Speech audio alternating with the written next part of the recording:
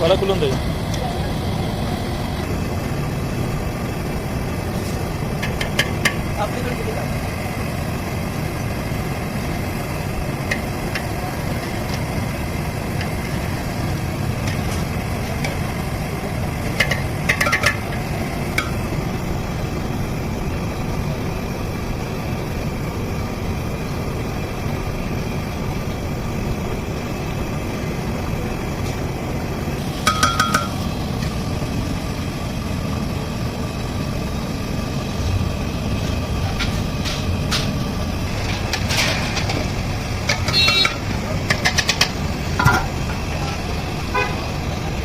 क्या कर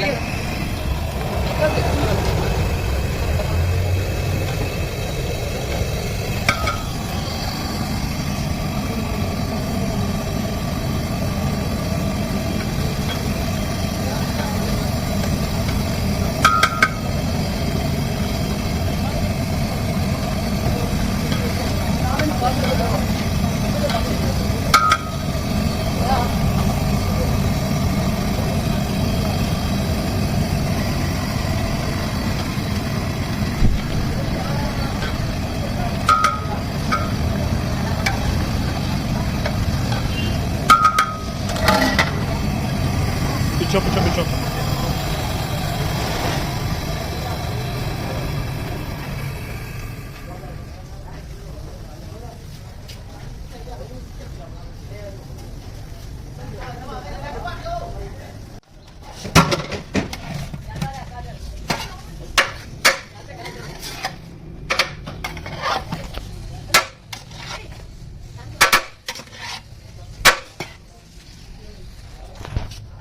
ठीक। एक लेग ते थोड़े कुछ चावल से 2 मिर्चा लाजमी हो, वो 1 चमचे से रख के कर दो। चावल क्वांटल चावल तो एक सारे ना करना ये है लग पे।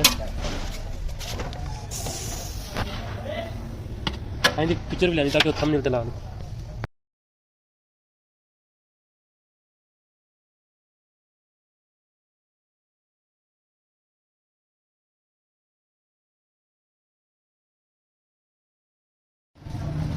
इतना स्लो मोशन बनाओ।